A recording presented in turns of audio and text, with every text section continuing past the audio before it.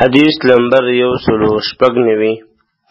وعنه رضي الله عنه قال: كان قرام لعائشة سترت به جانب بيتها فقال لها النبي صلى الله عليه وسلم: أميت عنا قرامك هذا فإنه لا تزال تصاويره تعرض لي في صلاتي. رواه البخاري واتفقا على حديثها في قصة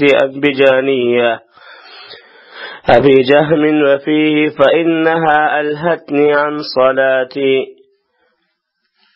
بدي حدیث کی دا مسئلہ بیانی چی هغه شی لري کول پکار دي چې د منګزار توجه خرابوي. د انس رضی الله عنه روایت دی چې عائشه رضی الله عنها سره د مختلفو رنگونو والا صادر وو چې هغه د خپل اوجرې په طرف کې د پردو په تور راځوند کړی وي. نبی علیه الصلاۃ والسلام تو فرمایل: خپل دا رنگین صادر دی مونږ نه اخوا کا ځکه د دې د فتوان او تصویران چې دي هغه په منځ کې خلل او باعث د خلل دي. دیو جنا دوه د عائشې په حدیث کې هم دي چې اتفاق کړ د علماء یا اتفاق ذکر شوی دی چې کوم چې د ابو جهم رضی الله عنه د صادر د قصې باره کې دی په هغه کې دی چې بېشکه چې د صادر زه د خپل مانځه نه غافله کړی وم. دا د ابو جهم روایت چې کوم دی امیتي لرې کړه قرام د وړۍ نه جوړه شوي د مختلفو رنګونو والا نرۍ کپړه البجانیه هغه زګي وړي نه جوړ شوي صادر چې ګلان نه خطونه ورکې نه وي. دبا په زور او زیر دواړو سره رسول کېږي. تصاویره د دې رنګونه نقشونه ښایسته ګلان د حیوانات تصویران مراد نه دي. تعرضو را پیش کېدل یعنې ښکاره کېدل. الهتني زی په مانځه کې د کمال حضور او د هغې د ارکانو او اذکارو تدبر نه غافله او مشغوله کړی وم. عن صلات د خپل مانځه نه د ځینې برخې نه ټول لمونځ نه دی مراد، ځکه نبي علیه الصلاة والسلام صرف دې ته یو وارې ګتلی و، زیاته نه و ګتلی. د ابو جهم د صادر قصه دا وه چې د نبي کریم صلی الله علیه وسلم ته د هدیې په طور یو قیمتي نقش او رنگ ښایسته نقشونه والا صادر هغه پیش کړو، کوم چې شریفان او سرداران خلک هغه چې نبی علیه الصلاة والسلام په هغې کې لمونځ وکړو. نو دغه قیمتي رنګدار صادر چې کوم ګلان ورکړي وو، نو دې د نبي علیه الصلاة والسلام خیال په مانځه کې بدل کړو. نو مون نه پسې وفرمایل چې دا نقش چې کوم په دې صادر باندې نقشونه دي دا صادر تاسو ابو جهم ته یوسئ او د هغې نه د غټې وړۍ صادر راوړئ. وته د بل صادر راوړو خبره ځکه وکړه چې هغه د هدیې په واپس کولو چېرته خفه نه شي. بل روایت کې راځي چې ما د دې ګلانو ته په منځه کې ګتلي دي، نو ما سره اندېښنه پیدا شوه چې دا ما فتنه کې واچوي او هغه یې خفه نه کړه، د هغه نه بل ډول طلب کړه. حدیث نه معلومه شوه چې د خپل کور صادر او جانماز نه هر هغه شی لرې کول پکار دی چې هغه په منځه کې د نقصان راتلو باعث ګرځي او هغې ته په کتو باندې د انسان زړه مشغوله کېږي. که هغه نقشونه وي او تصویرونه وي او که لیکل وي کار څه وي. دارنګې په جوماتونو کې هم داسې نقش او رنګونه نه دي جوړول چې د هغې د وجې نه توجه خرابېږي او هغه د توجه د خرابېدو باعث ګرځي. لکه د بعضې جوماتونو کې چې کوم قسم ګلان یا څه بل څه دارنګه د جماعتونو په قبله کې د لیکل کول نه ځان ساتل پکار دي، یعنې قبله طرف ته لیکل مه کوئ چې سړی هلته متوجه کېږي لیکلو ته، منځ کې خشوع پیدا کېږي. په فرشونو او جانمازونو کې هم د ګلکاري په ځای د ساده څیز د اخیستل پکار دي. او دې خبرې هم خیال ساتل پکار دي چې هسې نه چې په جومات کې هغه فرش او جانماز واچول شي په کوم باندې چې د انسان یا حیوان فتوانې یا د صلیب نښې به وي، ځکه نن سبا خو د یهودو د بیمارۍ عامه شوې ده، د صلیب هر څه په جانمازونو کې وغیره په هر څه کې هغه برابر کړي دي. ورسره دا هم معلومه شوه چې په داسې ځای کې که چا لمونځ وکړو او نقش او دارنګې داسې څیزونه د دې وتلې په دې وجه باندې توجه یې خرابه شوه، نو دې سره لمونځ نه ماتېږي، ځکه نبي علیه صلات وسلام لمونځ نه دی راګرځولی، صرف توجه کمیږي، خشوع کمیږي، نور لمونځ صحیح دی. دارنګې نبي علیه صلات وسلام هم انسانو، هغه ته په منځه کې هغه شی راپېښېدو کوم چې عامو انسانانو ته راپېښېږي، لیکن وافت ډېر زر د هغه توجه مانځه ته واپس برابره شوله. عامو انسانانو هم پکار دي چې په داسې حالت کې زر د خپلې توجه برابرولو کوشش وکړي. د نبي علیه الصلاة والسلام نفس مبارک انتهایی پاکیزه و چې د هغه په زړه باندې د ګلانو تاثیر وکړو، چې د نبي علیه الصلاة والسلام په زړه تاثیر وکړو نور خلکو باندې به خامخا کوي. حدیث دلیل دی په دې چې د کورونو دروازې او دیوالونو ته فټوان رنډول، تصویران رنډول جایز نه دي، او که چا اچولی وي نو دې سلول او ختمول ضرور دي. برابره خبر ده که هغه د انسان فټو وي او که د حیواناتو وي او که د مرغانو وي، هغه سلول پکار دي، هغه ختمول پکار دي.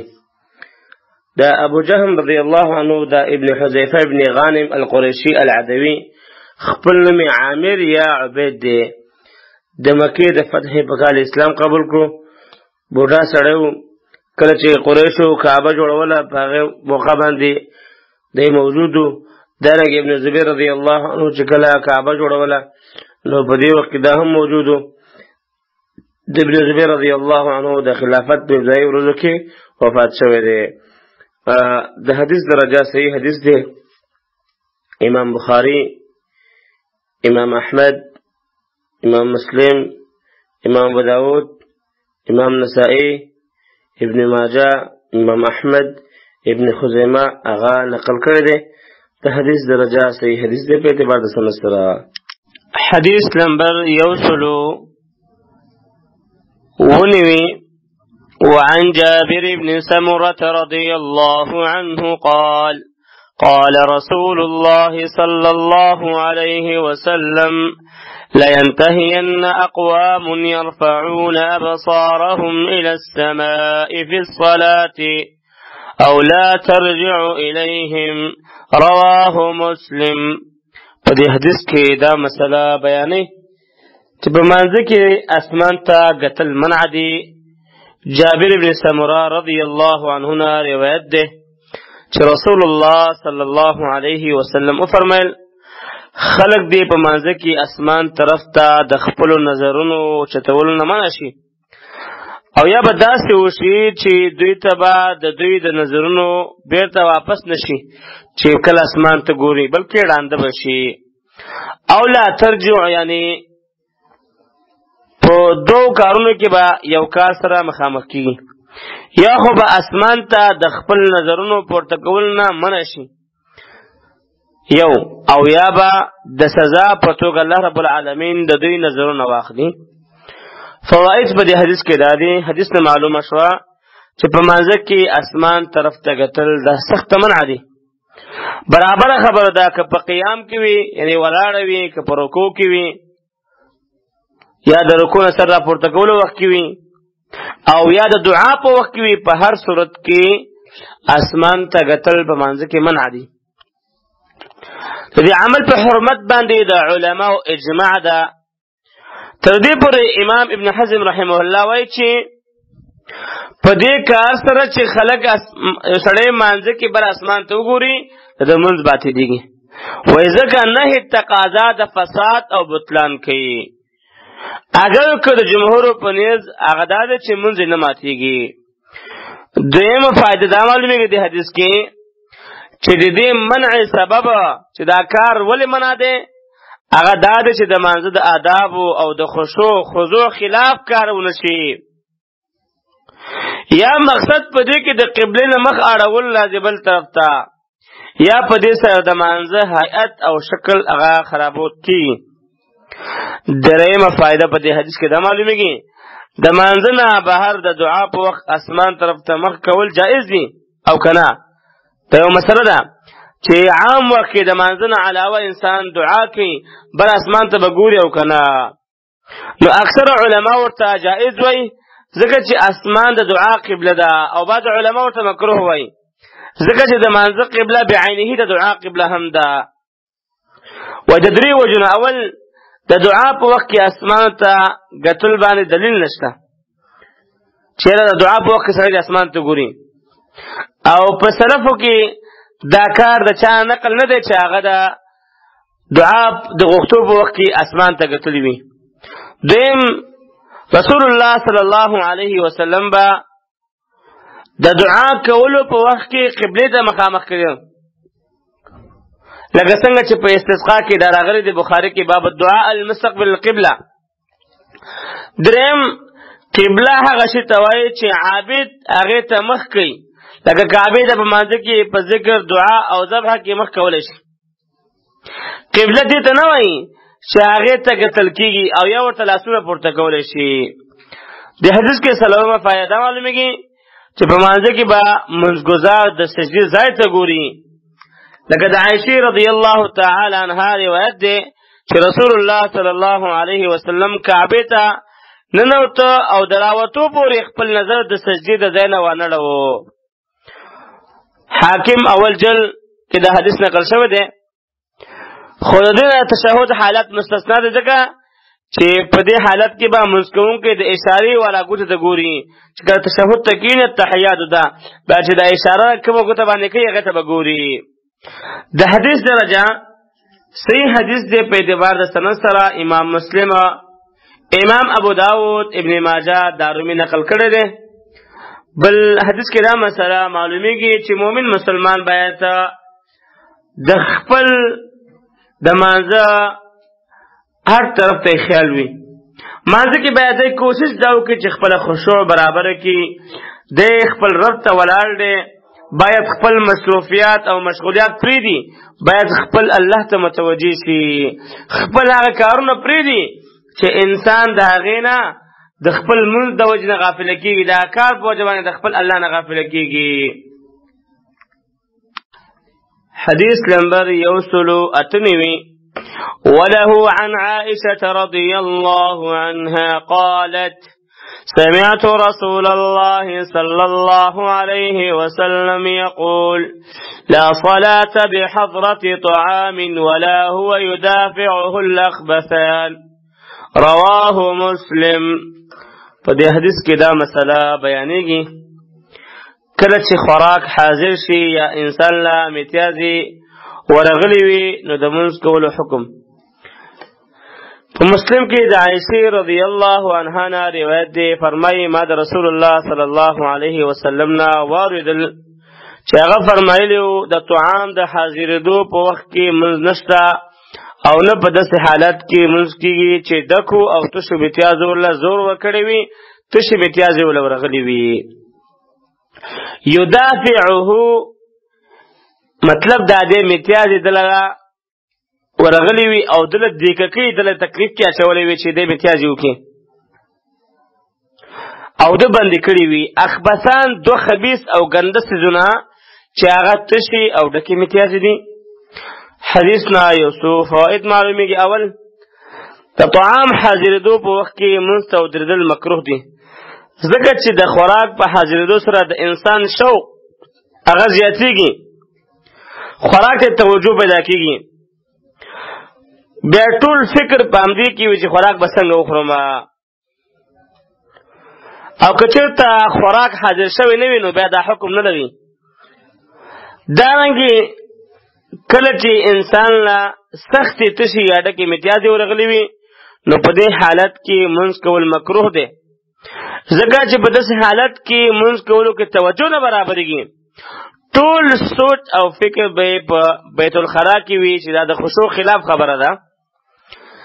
درېمه فائدہ البته که سخت حاجت نه وي بلکې هسې زړه او دس ماتې ته کېږي نو بیا مکروه نه دی، ځکه چې حدیث کې د زور او دکې کولو قید راغلی چې یدافعه الاخبثان.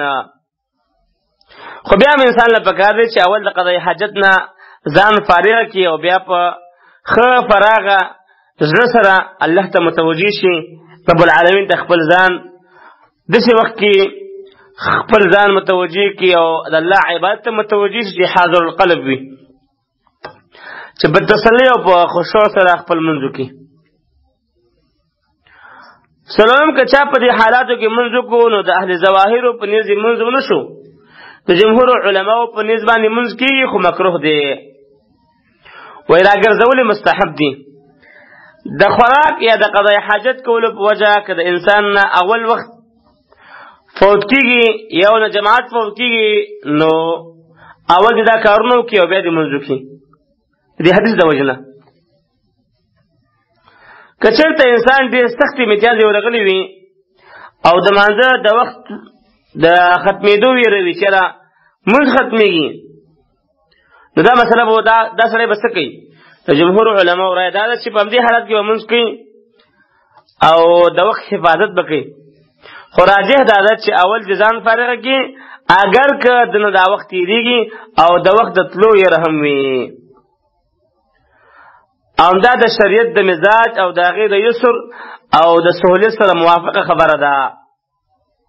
د ظاهري حدیث نه هم معلومیږي ولې چې په مانځه کې اصل شی هغه خشوع ده. که انسان د خشوع په حالت کې ځان لمونځ وکړي د ده نه بهتره ده چې د جماعت سره بې خشوع منځ کړي. ولې؟ ځکه خشوع مهم شی دی. الله فرمایي قد افلح المؤمنون الذين هم في صلاتهم خاشعون، او دغه مذهب او دغه رایه د جمهور علماو ده. دا مکه چې درې شیان ذکر شو چې یو خوراک او بل ډکې امتیازې او بل تشې امتیازې، د درې شیانو په حکم کې هوا سخت تنده او سخت یخني او ګرمي هم داخله ده، ځکه چې وجه او علت د ټولو یو دی چې هغه توجه او زړه برابرول او خشوع برابرول دي. چې دې په وجه باندې خشوع خرابېږي او دارنګه د سختې ګرمۍ په وجه باندې د سختې یخنۍ په وجه باندې هم د انسان خشوع څه کېږي؟ خرابېږي.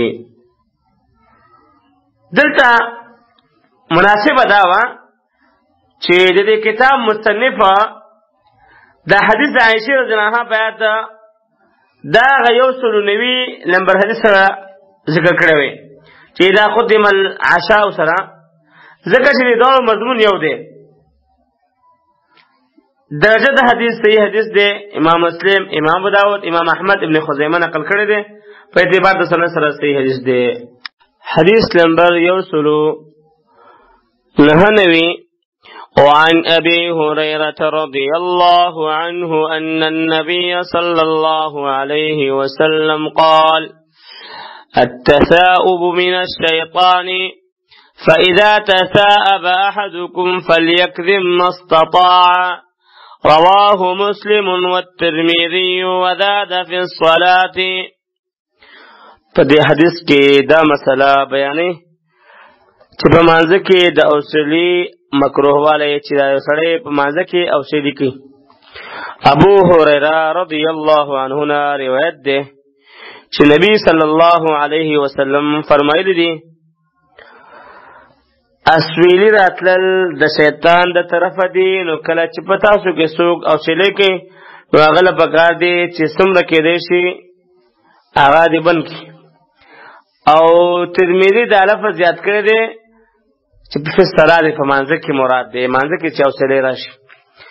دې حدیث کې یو څو فواید معلومیږي. اول حدیث نه معلومه شوه چې په مانځه کې وي او که د مانځه نه بهر وي خو څومره چې کېدی شي اوصلې بندول پکار دي، ځکه چې دا شیطاني حرکت دی او په مانځه کې دا د خشوع او د مانځه د هیئت خلاف کار دی، نو دا به په طریقې اولاد سره په مانځه کې منع وي. د اوسلی نسبت شیطان ته په دې وجه شوی چې اوسلی د خوب او د سستی د غلبې په وجه راځي، په دې سره شیطان خوشحالیږي. ځکه د دې په وجه مسلمان په دینی واجبات او نورو کارونو کې سستیږي. د عبادت په وخت کې سستیا ښکاره کول د منافقانو صفت دی، ځکه چې قاموا کسالا سست پس پاسیږي. دریم د اوسلی باره کې په سنت کې 3 ادبه ښودل شوي دي. اول دا چې دا به څومره کېدی شي د شونډو په راغونډولو سره د اوسلی څه کې دفع کړي، لکه په حدیث کې راغلی دی. دویم که بلې سره نه کنټرول کېږي نو په خوله باندې لاس کړي، ځکه شیطان په دې وخت کې د په خوله کې داخليږي، د مسلم په روایت کې دی. دریم د اوسلی په وخت کې دی د خولې نه هیڅ اواز نه وباسي، او که قرائت کوي نو هغه دې هم صبر وکړي چې اوسلی پوره کړي نو بیا قرائت شروع کړي. لکه په حدیث کې دی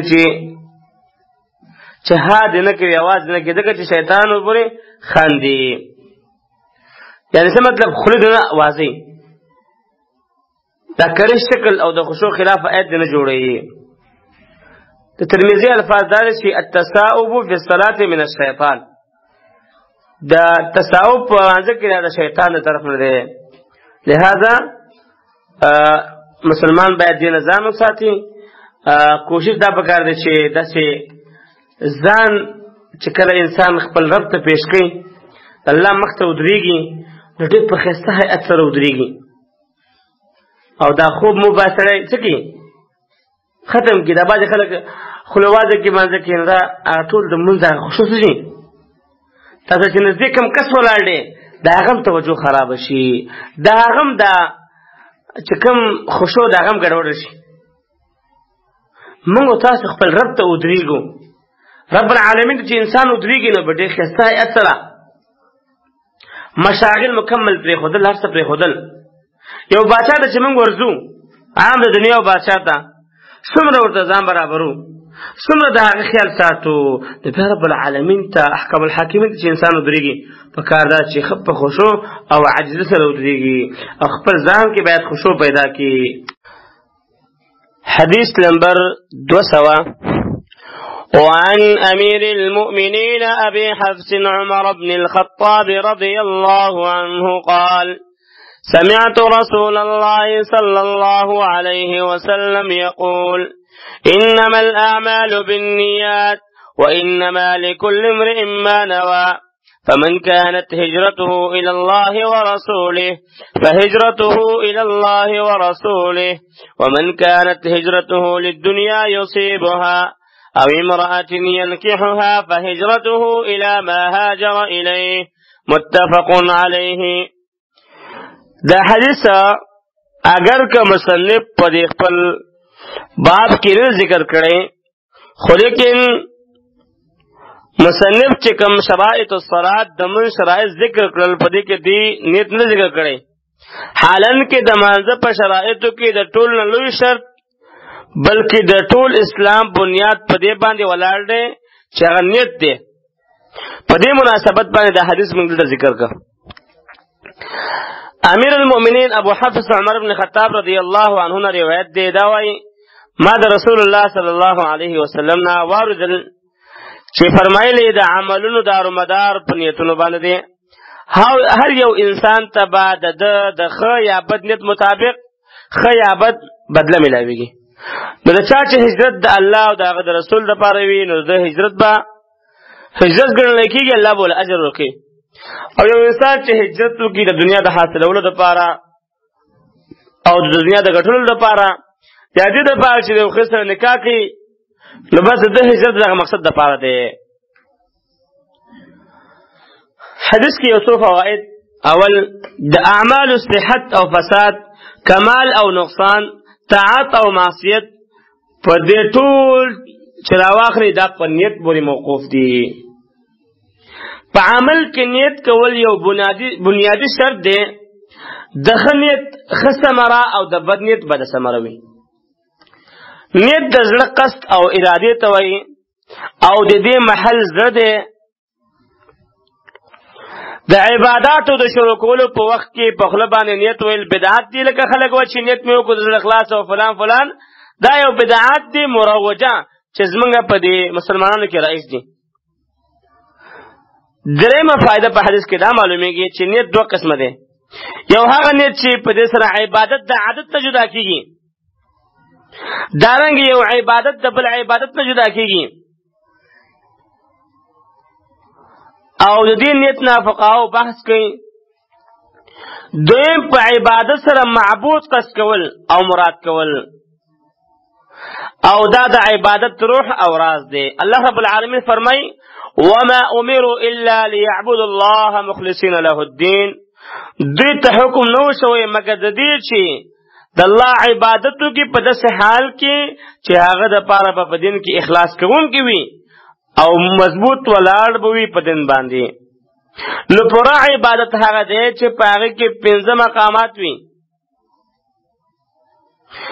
د عمل نیت کول، ځکه چې یو عمل څوک کوي او نیت نه وي نو دا عبادت نه دی، او د دې کوونکی الله ته تقرب او نزاکت هم نشي حاصلولی. دیم د معبود نیت کول چې په عبادت سره د عبادت کوونکی مقصد صرف د الله مخ وي او د الله رضا وي. دریم د عبادت د کولو په وخت کې داسې احتضار کول چې د الله او د هغه رسول صلی الله علیه وسلم امر په ځای راوړم ځکه دا کار کوم. څلورم د عبادت کولو په وخت کې دا یقین ولره چې زه د الله عبادت کوم.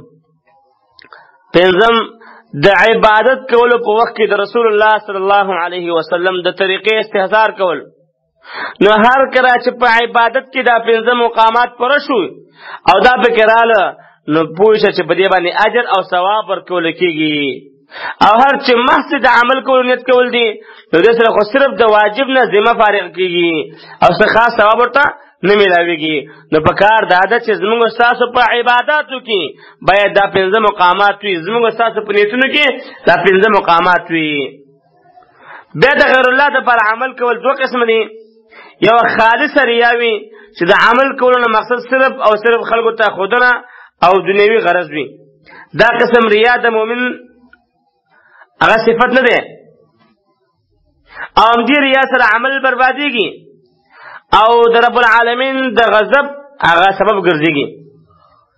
دیو جنا رسول الله صلی الله علیه وسلم فرمایلی چې انی اخوف ما اخاف علیکم الشرك الاصغر. زه ډیر یریږم په تاسو باندې څه په شرک اصغر باندې چې هغه ریا ده، ریا نه ځان ساتل. دویم عمل خود الله د لپاره کول وي لیکن ریا پکې هم راشي. مثلا من د الله د لپاره کې خود خلکو د لیدو د وجه نه اوت کې د دې ته ریا دی، ریا ته شرک اصغر وړو کې شرک ویل شي او دا قسم ریا په خلکو کې ډیره ده. دې دوه اقسام نه ځان ساتل واجب دي. مؤمن مسلمان له پکار دي چې عبادت صرف د یو ذات د لپاره وکړي. منګه یو ذات پیدا کړیو، یو ذات ته ورزو په قبر کې ځان ته پریوزو د الله سره زموږ ملاقات کېږي، الله رب العالمین مو تاسو سره حساب کوي. یو ذات ته عبادت پکار دی. کدی مخلوق ته منګه ټول ورځ په سجده پریوزو دا مخلوق په نقشه لګيږي. کټول عمر موږ دې مخلوق ته ورکو دا مخلوق نقشه لګيږي. خالق ته ورکول غواړي. من مسله په دې حدیث کې محترم دا معلومیږي چې مؤمن مسلمان هغه باید دې خبرې ته متوجي وي چې زه خپل عبادت د الله لپاره وکم.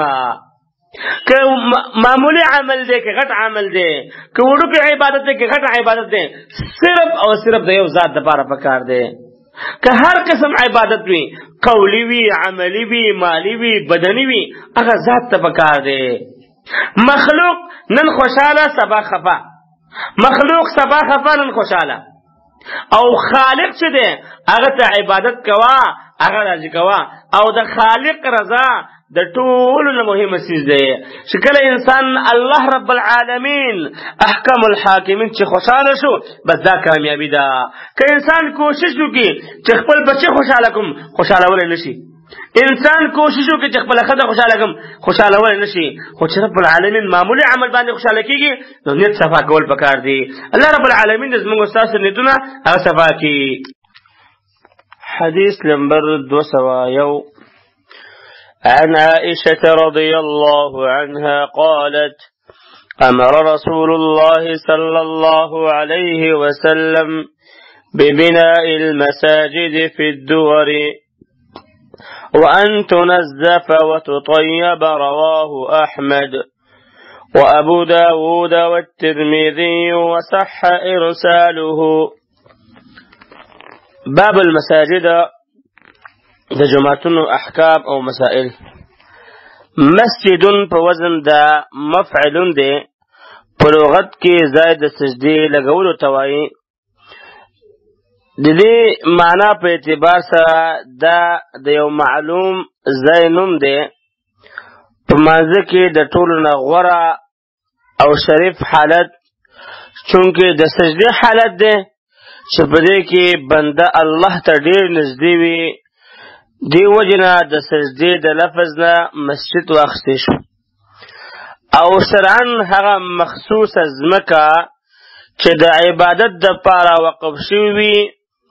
مسجد د مسلمانانو د اجتماعي عبادت ځای دی او په ټولو ځمکو کې د مسجد ځمکه الله رب العالمین ته ډېره خوښه ده، ځکه په دې کې منځ او تلاوت او د دین تعلیم او تعلم او د الله ذکر او نور عبادات کیږي. په احادیثو کې د دې ډېر زیات احکام او مسائل راغلي دي. بعض احکام او مسائل په راتلونکي احادیثونو کې دي. د حدیث نمبر 102 کې دا مسله بیانېږي، 101 کې چې د جماعتونو جوړولو او صفا ستره ساتلو حکم. عائشہ رضی الله عنها روایت ده چې رسول الله صلی الله علیه وسلم په کورونو محلو کې د جماعت جوړولو او د هغې د صفا ستره او خوشبویه ساتلو حکم کړی دی. الدور نه مراد محلي او قبلي دي، لکه دا تفسیر په سنن ترمذی کې د حدیث یو راوی سفیان بن عیینه خپله کړی دی. په دې کې جماعتونو جوړول مستحب دي، دې لپاره چې خلک په اسانۍ سره جماعت فضیلت حاصل کړی شي. او بل دا ځکه چې مرکزي جماعتونه کله چې په محلو کې د انسان لري وي چې د عام کاروبار کوونکي هلته رسېدل مشکل وي، هر وخت هغه تګ، لهذا د محلي په نږدې مسجد کې دا فضیلت حاصلولی شي. او دا هم ممکنه ده چې ادور نه مراد کورونه وي، ځکه مستحب دی چې د نوافلو دپاره یا په چا چې په جماعت ته حاضرېدل نشي کولی، جماعتونه لرې وي، د هغوی دپاره په کورونو کې د مانځه دپاره یو ځای خاص کولی شي او هلته لمونځ کولی شي. خو لیکن غوره او قابل احتمال معنا چې ده چې کوم معنا مهمه ده هغه اولنۍ معنا وه. دویمه مسله د حدیث نه دا معلومه کېږي چې جماعتونه د هر قسم بدبویه او ګندګي نه صفا ستره او خوشبویه ساتل دا مستحب دي، دې لپاره چې په هغې کې ذکر، منځ، تلاوت او علم طلب کولو دپاره پاتې کېدل هغه اسان وي. دارنګې نوافل او سنن په کورونو کې کول مستحب دي. دا معلومیږي چې د مسلمانانو د عبادت مراکز به هغه څه وي، پاک به وي، ظاهري ګندګي نه به پاکې وي، معنوي ګندګي نه به پاکې وي. ظاهره کې جماعت صفا ستره او باطنه کې هم د شرک دارنګې نورو بدعات نه هغه پاک وي، جماعت کې بدعات نشي کولی. د الله کور به سړی صفا ساتي، لکه څنګه چې خپل کور سړی صفا ساتي د الله کور به هم صفا ساتي. د حدیث درجه صحیح حدیث د امام ابو داود، امام ترمذی، ابن ماجه، احمد هغه نقل کړی دی. حدیث نمبر 202 وعن أبي هريرة رضي الله عنه قال قال رسول الله صلى الله عليه وسلم قاتل الله اليهود اتخذوا قبور أنبيائهم مساجدا. متفق عليه. وزاد مسلم والنصارى ولهما من حديث عائشة رضي الله عنها كانوا إذا مات فيهم الرجل الصالح بنوا على قبره مسجدا وفيه أولئك شرار الخلق. په دې حدیث کې دا مسله بیانې چې په قبرونو باندې د جماعتونو جوړولو حرام والی. ابو هريره رضی الله عنه روایت ده چې رسول الله صلی الله علیه وسلم فرمایلی دي الله رب العالمین دی يهود تبا کی د خپلو پیغمبرانو د قبرونو نه جماعتونه جوړ کړي. بخاری مسلم او مسلم کې د الیهود نه پس د نصارا لفظ هغه زیات کړی دی. په بخاری او مسلم کې د عائشہ رضی الله عنها روایت دی چې کله به په دې کې یو نیک انسان هغه مړ شو نو دی به د هغه په قبر جماعت جوړ کو. او په یو بل روایت کې راځي چې دا بدترین انسانان دي. قاتل من اللعنه او اهلك، الله د لعنت کی او تباد کی د خلق. ابن عباس رضی الله عنه فرمای په قران کې چې کوم ځای کې د قتل نسبت الله ته شوی نو الته مراد لعنت دی. اليهود هغه خلک چې هغه د موسی علیه السلام دین ته منسوب دي، دوی ته يهود یا خو دیو جنوای چې دوی منسوب دي يهودا ته چې دا یعقوب علیه السلام مشر زیو، او یا په دې وجه چې هادو وتابو من اتخاذ العجل دسکه د عبادت نه توبه وکړه دا څنګه د يهود وای. نصارا خلک چې دوی د عیسی علیه السلام شریعت ته منسوب دي، نصارا ورته ځکه وای چې یا خو دوی په ناصرتون نومي یا ناصره یو کړی دی هلته اوسېدل، او یا په دې وجه چې په دوی کې کوم حواریین د عیسی علیه السلام مخلصین دوستانو هغوی دا خبره کړې وه چې نحنو انصار الله، مونږ د الله رب العالمین د دین مدد کوونکي یو. د نصاراو د انبیاو قبرونه نشته ځکه دوی چې خپل نسبت عیسی علیه السلام ته کوي هغه لا مړ شوی نه دی. نو دوی د نبی د مشرانو تابعدار قبرونه مراد دي، یعنی چې دوی کوم مشران دي هغوی قبرونه مراد دي. په دې باندې دلیل دویم حدیث دی چې په دې کې رجل صالح ذکر شوی دی. یا دا چې په اتخاذو کې دواړو ډلو مجموعي ته ضمیر راجع دی، نه مطلب دا هر یوې ډلې دا کار کوو. یا دا چې یهودو انبیاو د نصارا انبیا هغه یو دي، یهود کوم انبیا دي هغه د نصارا انبیا دي، ځکه چې دوی هم د مخکینو پیغمبرانو په اتباع باندې هغه مأمور وو. اول حدیث رسول الله صلی الله علیه وسلم د ځن کدن په حالت کې فرمایلی، عائشہ رضی الله عنها فرمایي څه وخت چې د رسول الله صلی الله علیه وسلم بیماری سخته شوله وی فرمایل په یهودو نصاراو دي د الله لعنت وي چې دوی د خپل انبیاو د قبرونو جوماتونه جوړ کړل. عائشہ رضی الله عنها فرمایي نبی علیه الصلاة والسلام د دې کار نه خپل امت ویرو چې دا کار ونه کوي. دویم روایت د عائشہ رضی الله عنها داسې دی، ام حبیبه او ام سلمه رضی الله عنها دواړه د رسول الله صلی الله علیه وسلم داغه تذکره کوله، داغه ګرجی تذکره کوله چې کومه په حبشو کې لیدلې وه، او په هغې کې تصاویر نبی علیه الصلاة والسلام فرمایل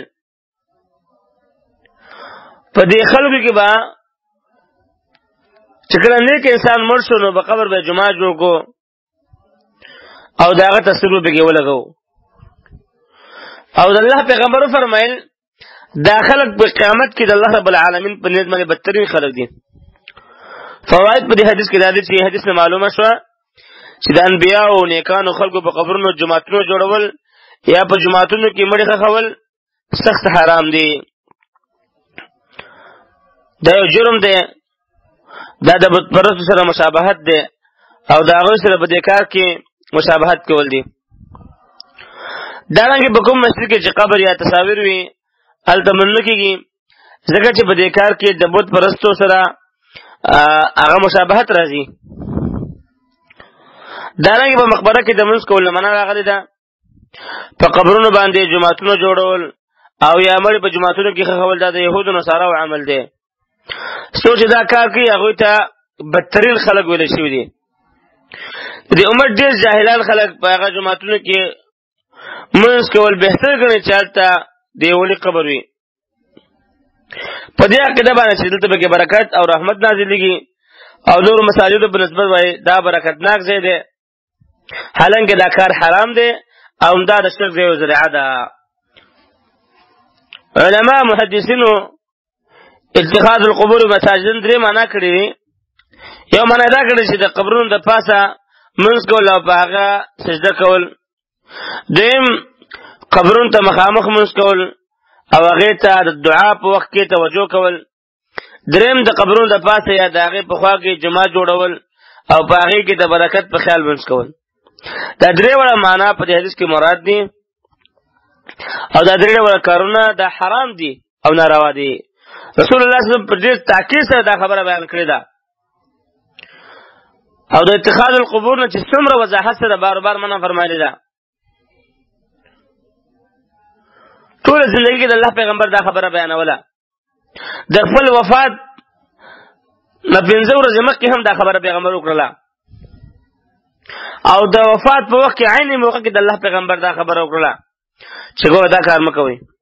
خو افسوس او صد افسوس چې شریعت څومره رسول الله صلی الله علیه وسلم د کارونه منع کړې ده هغه عمره خلک دي د مسلمان په جامه کې د اسلام په جامه کې دا کارونه کوي. په اسلام کې جاهلیت لټوي او د دې شرکي کارونو نه ځان نه بچ کړي او په دې شرکیاتو کې اخته دي. حالانکه دا ښکاره بت پرستی ده.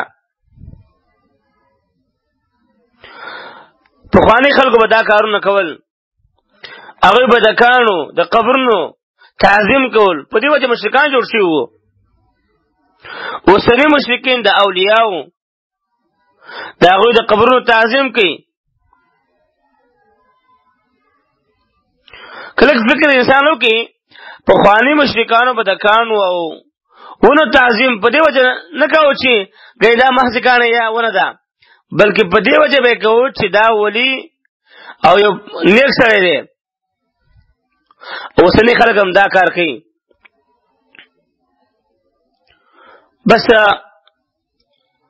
واقع خبره چې رسول الله صلی الله علیه وسلم رښتیا ویلي دي چې تاسو به د مخکیني خلکو یهودو نصاراو په لاره باندې خامخا روانېږئ. یهودو بدعت کړی او تاسو بدعت کوئ. نصارا په غلط کار باندې روان شو تاسو په غلط کار باندې روان شوئ. یهود چې هر حرام کار وکړي هغه تاسو هم کوئ او دا حقیقت د محترمو. نن زموږ تاسو په دې زمانه کې ګوره چې کوم کار یهودو نصارا کوي هماغه کار موږ مسلمانانو کوو. د دې وجه نه د الله پیغمبر چې کومه خبره کړې ده هغه صادق المصدوق دی. صحیح خبره کړې ده. درجه د حدیث صحیح حدیث دی. امام بخاری امام مسلم ابو داود نقل کړی دی. حدیث نمبر 203 وعن ابي هريره رضي الله عنه قال بعث النبي صلى الله عليه وسلم خيلا فجاءت برجل فربتوه بسارية من سوار المسجد. الحديث متفق عليه. د حدیث کې دا مسله بیانېږي چې جمعه ته د کافرو ننوتل حکم. ابو هريره رضی الله عنه روایت دی چې نبی صلی الله علیه وسلم یو طرف ته یو فوجي ونیولو او بیا د هغوی نه د یو سړي چې هغه د یمامي سردار ثمامه بن اثال یا ثمامه بن اثال هغه قیدي کو راوستو او هغه د مسجد نبوي د ستنو پورې هغه وتړلو. خیلن اسنا مراد شهسواران دي. ای فرسان خیلن ساریتن جمع سواری ده د چت سنتوي. ثمامه بن اثال یا ثمامه بن اثال چې په جماعت کې وتړل شو نو دغه وخت د مشرکو د عمرې په اراده مکې ته روان شو.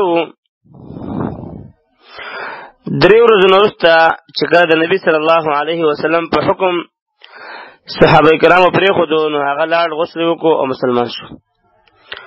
حدیث معلومه شوه چې په مسجد کې څوک تړل او د جیل کار ته اخیستل جایز دي. دارنګه کافر مسجد ته داخلېدلی شي. د ده ظاهري بدن پاک دی اگر که عقیده ګنده ده. دارنګه په مسجد کې د قید کولو حکم او حکمت دا ده چې کافر او مشرک به په مسجد کې د مسلمانانو ارکان اسلام ادا کول ویني، د دوی منځ او یو څوک په اتحاد سره ودرېدل، قرآن اورېدل، چې امیر او غریب دواړه په یو صف کې وویني، په دې سره به هغه متاثر شي او اسلام به قبول کړي. لکه څنګه چې ثمامه بن اسال هغه د دې کارونو په لیدو سره په درېیمه ورځ مسلمان شو. څلورم، هر کله چې د صحیح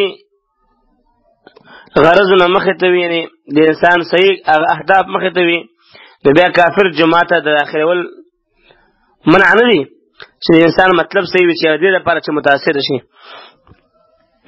او چې دا آیت کریمه ده چې انما المشرکون نجس فلا يقربوا المسجد الحرام بعد عامهم هذا، حقیقت دا ده چې مشرکان پلید دي، وایي چې خپل دین بعد مسجد حرام ته دا مشرکین نه نږدې کېږي. د دې نه مراد مسلمانانو ته دا تعلیم دی چې بیت الله باندې د کفارو تسلط ختم شو. آینده به دا خلک د خپل کفر شعائر سره د دې اظهار د پاره دلته نه راځي چې هغه راشي او مسجد حرام کې د خپل شرکیات اظهار وکړي. او یا خو د دې نه مراد مشرکان د حج نه منع کول دي، لکه علی رضی الله عنه د رسول الله صلی الله علیه وسلم په حکم په 9 هجري کال کې د یوم النحر په ورځ په مینا کې اعلان وکړ چې لا يحج بعد العام مشرك ولا يطوف بالبيت عريان. سکال پس به هیڅ مشرک حج نه کوي او نه به د بیت الله نه په بربنده طواف کوي. او هر چې د ضرورت په وخت کې مسجد ته داخلېدل دي نو دا منع نه دي، ځکه په ګڼو حدیثونو کې راغلي چې ګڼ کافران یهود دي او که نصارا دي مسجد ته داخل شوي دي. امام شافعي رحمه الله ابن حزم فرمای مسجد حرام نه علاوه نور جماعتونو کې داخلېدل شي د وجه دې آیات نه، ځکه چې په دې آیات کې صرف مسجد حرام ته اشاره ده چې هلته به ننوځي او استدلال هغه د دغه آیات نه کوي. دارنګه په جماعت کې مجرم تړل، په هغه باندې حد قائمول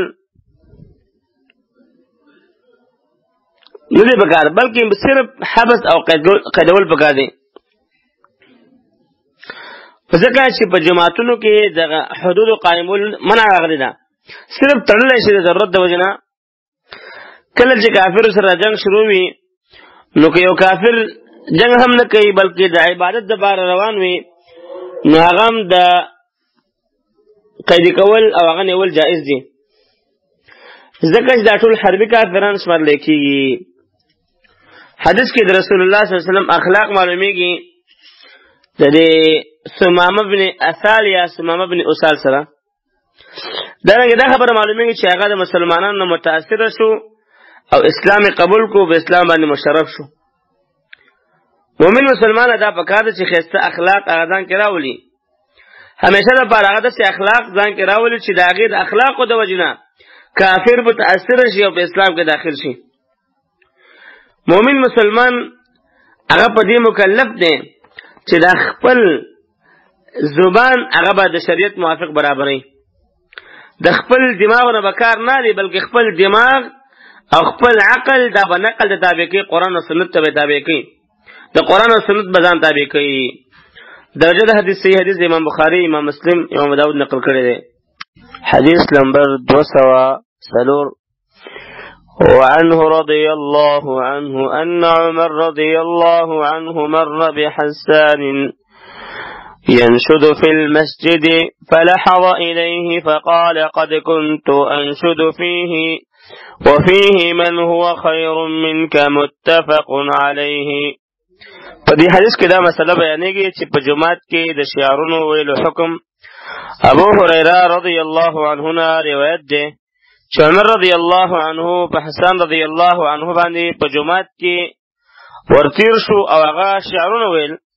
عمر رضی الله عنه ورته د سترګې په ګوټ باندې وکتل هغه ته یې وفرمیل چې ما ته بد مه ګوره، ما خو هغه وخت هم په جومات کې شعرونه ولیدي، هر کله چې په دې کې هغه څوک موجود و کوم چې تا نه غوره دی، یعنی رسول الله صلی الله علیه وسلم. ینشدو یا ینشدو شعرونه جوړول او اورول. نشید په شعر ویلو سره اواز پورته کولو ته وایي. لحظه د سترګو په ګوټلو کې چاته کتل. حدیث نه معلومه شوه چې په جومات کې ښه مضمون والا شعرونه ویل دا جایز دي، لکه حسن رضی الله عنه به شعرونو کې هغه د مشرکانو بدي فرمایله او د رسول الله صلی الله علیه وسلم دفاع به کوله. رسول الله صلی الله علیه وسلم به حسن رضی الله عنه ته دعا کوله او فرمایل به چې الله د جبرئیل په ذریعه باندې د دې مدد وکړي. په کوم حدیث کې چې راغلی چې رسول الله صلی الله علیه وسلم په مسجد کې د شعرونو ویلو منع فرمایلی ده، نو د دې نه مراد د جاهلیت والا هغه شعرونه دي چې په هغې کې فخر او تکبر وي او یا د هغې په مضمون کې فحاشي یا دروغ وي او د توحید منافي شرکي خبرې پکې وي. دا قسم شعرونه په مسجد او غیر مسجد هر ځای کې جائز نه دي. یا بعض علما وایي چې په جماعت کې شعرونه غلبه منع ده چې همیشه خلک شعرونه وایي، بلکې کله کله هغه جایز دي. په دې نیت جماعت کې راجمع کېدل پکار نه دی چې خلک به شعرونه وایي، بلکې کله کله اشعار جایز دي، کله کله او د چې عادت پر انسان نه جوړوي. دارنګه دا هم ضرور دی چې په جماعت کې په شعرونو ویلو سره منځګزار ته او تلاوت کوونکي ته ضرر ونه رسولی شي، د هغه باید خیال وساتلی شي، په هغوی باندې تشویش راوستل جایز نه دي.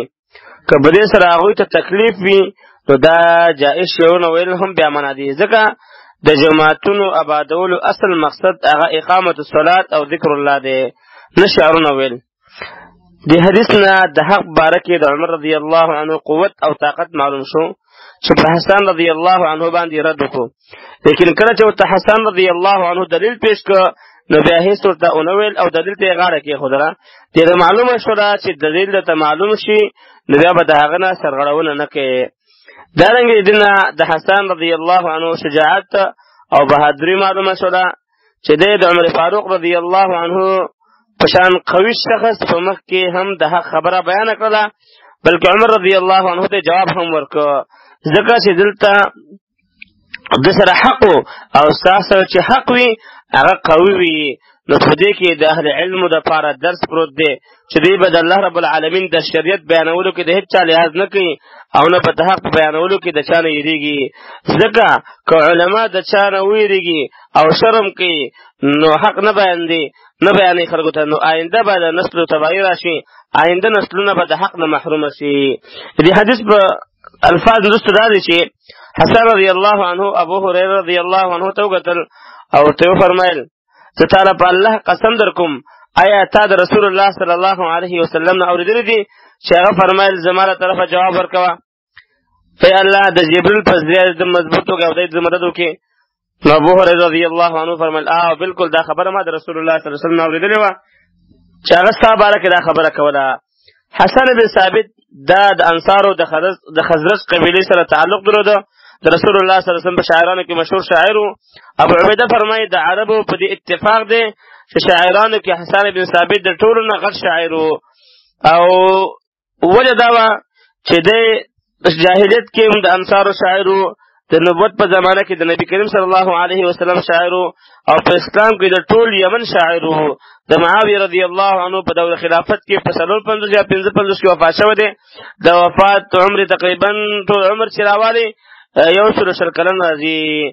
کومو مورخینو د باره کې دا خبره لیکلې ده چې دا بزدل و، لیکن دا خبره بې بنیاده ده، بلکې دی بهادر انسان و او د د اشعارو نه دا بهادري معلومیږي او د اشعار په دې باندې دلالت کوي چې حسن رضی الله عنه یو بهادر صحابي و. د صحابو په حق باندې خبره کول دا نامناسبه ده، ځکه د صحابه کرام بارک الله رب العالمین فرمایي رضی الله عنهم ورضوا عنه، الله د دوی نه راضي دی او دوی د الله نه راضي دي. بل دا چې د حسن رضی الله تعالی عنه چې کوم اشعار دي هغه چې انسان ګوري نو د هغه ټول اشعارونه دا خبره معلومیږي چې دا یو بهادر انسان و.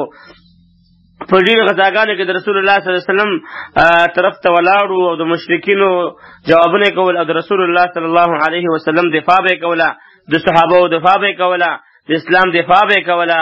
نو معلومیږي چې دا یو بهادر صحابي و. دا خبره چې څوک چې بزدلو نو دا د هغه په حق باندې زیاتی کوي، د صحابو په خبرې کول دا مناسب نه دي. انسان په دې باندې ګناهګاریږي. درجه د حدیث صحیح حدیث دی، امام بخاری، امام مسلم، امام نسائی هغه په صحیح سند سره نقل کړی دی. حدیث نمبر 205. وعنه رضي الله عنه قال قال رسول الله صلى الله عليه وسلم من سمع رجلا ينشد ضالة في المسجد فليقل لا ردها الله عليك فإن المساجد لم تبن لهذا رواه مسلم. په دې حدیث کې دا مسله بیانې چې په جمعات کې د ورک شوي شي اعلان کول. ابو هريره رضی الله عنه روایت دی، رسول الله صلی الله علیه وسلم فرمایل چا چې د یو سړي نه واورېدل چې په جمعات کې د ورک شوي شي تلاش کې نو ورته ووایه الله دې درته واپس نه کړي، ځکه چې جمعتونه د دې مقصد دپاره نه دي جوړ شوي. ینشدو تلاشی کوي او د هغې باره کې په اوچت اواز تپوس کوي، ضالتن ورک شوی ځناور وي او د بل شي څیز دپاره اعلان کوي. نو یا ضائع یا لقطه الفاظ استعمالي او کله نا کله د بل ورک شوي څیز دپاره هم ضاله لفظ استعمالیږي، اعلان کوي. نو خیره ورته وکړي. حدیث معلومه شوه چې په جماعت کې د ورک شوي شي متعلق اعلان کول ناجائز دي او دې نه ځان ساتل ضرور دي. برابره خبره ده که هغه حیوان وي، که سامان وي، که نقد روپۍ وي او که بل شی وي. او څوک چې دې باره کې اعلان کوي هغه ته د دې ناجائز کار کولو په سزا کې بده دعا خیري کول پکار دي، ځکه دا د مسجد د آدابو خلاف دی او منځګزار او عبادت کوونکي د نوي اعمالو باندې مشغولول دي. نو ځکه دته د مقصد په خلاف خیرې کول پکار دي او دې ته شرعي رټنه ویل کېږي او تعزیرات ویل کېږي. ظاهر د حدیث دا دی چې دا کار کول حرام دي او دا خیرې کول ورته واجب دي، ځکه دا هم د تنبیه او رټنې یو اندازه ده. دغه شان که په جماعت کې یو شی ورک شي نو د هغې اعلان به هم په جماعت کې نشي کولی.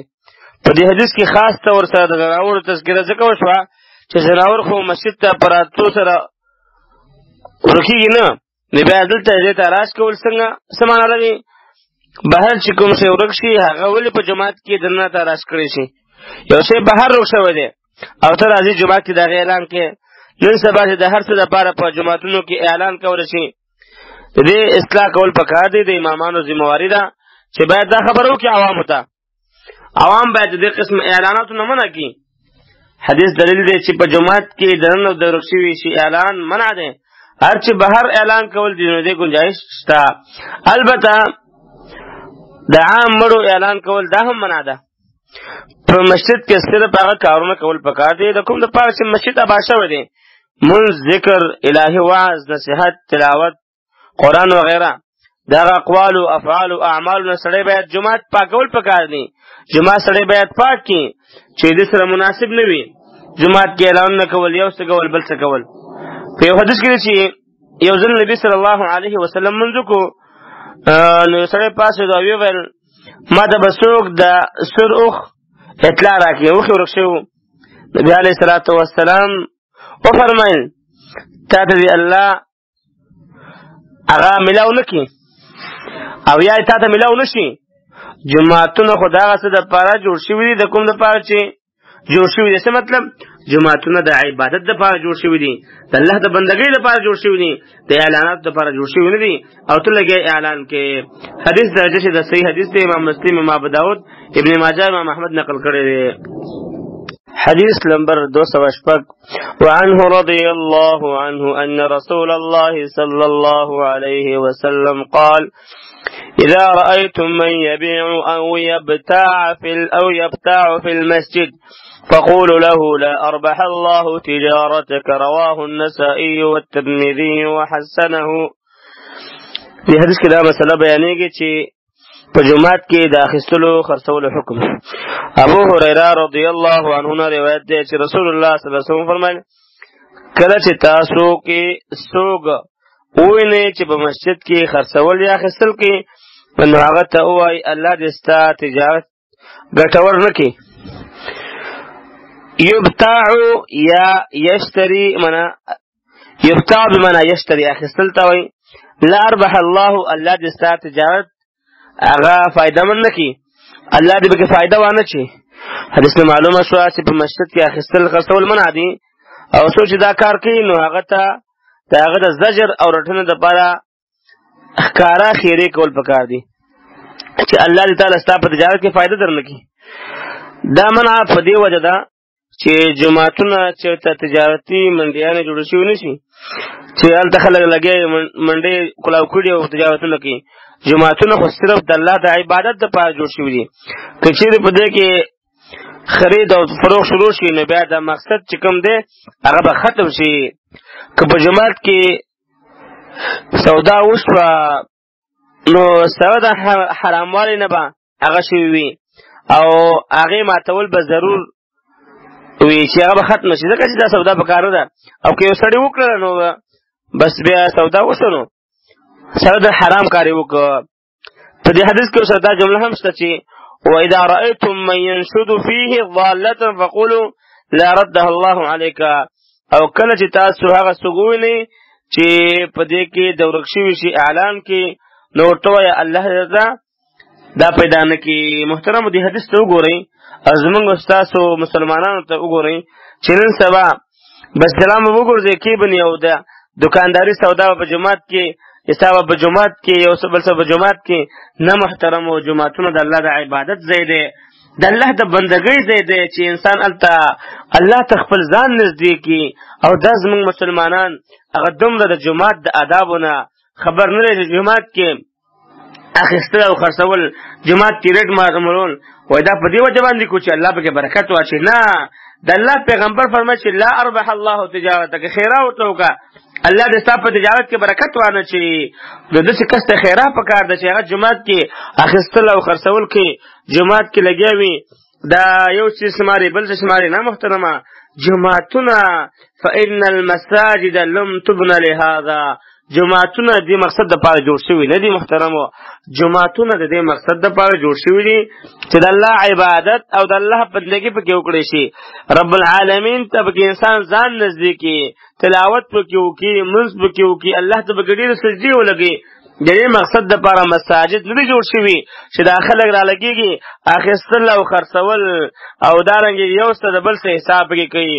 بعضې قمقل خلک دومره دي بعضې ساده مسلمانان چې هغه خپل کاپیانې ځان سره راوړي جماعت کې کینې به جماعت کې وایي حسابي کوو. نه محترمه جماعت خو د حسابي ځای لپاره نه دی جماعت خو د عبادت دپاره دی. جماعت خو د دې دپاره ده چې هلته الله ته سره ځان نږدې کړي.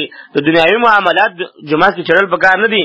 دارنګې بعضو خلکو کې دا مسله ده چې راځي چې دغه سودا په جماعت کې وکړو برکت پکې راشي. نه جماعت کې پکې برکت نه راځي جماعت کې پکې نورم بې برکتي راځي.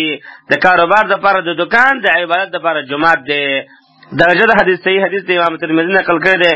امام ترمذي ورته حسن او سیوطي او حاکم ورته صحیح ویلی دی.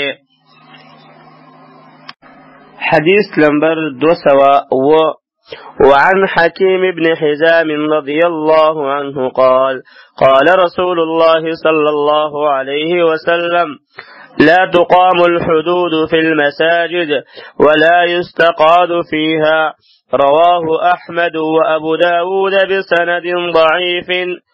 فدي حديث کې دا مسله بیانې په جماعتونو کې حد قائمول منع دي.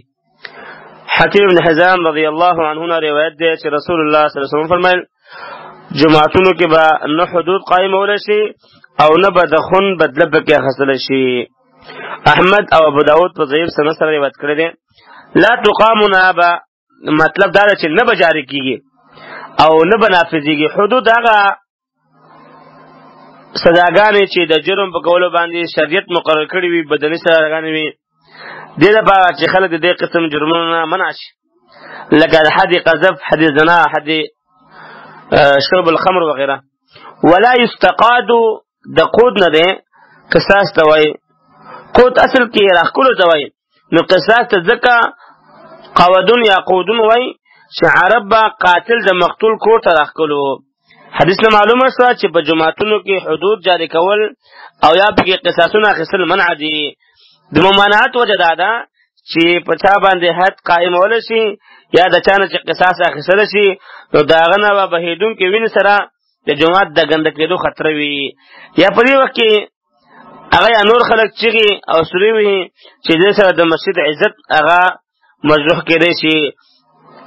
نو ځکه په جومات کې دې کار کول نه منع راغلی ده. الله فرمایي فی بیوت اذن الله ان ترفع ويذكر فيها اسمه.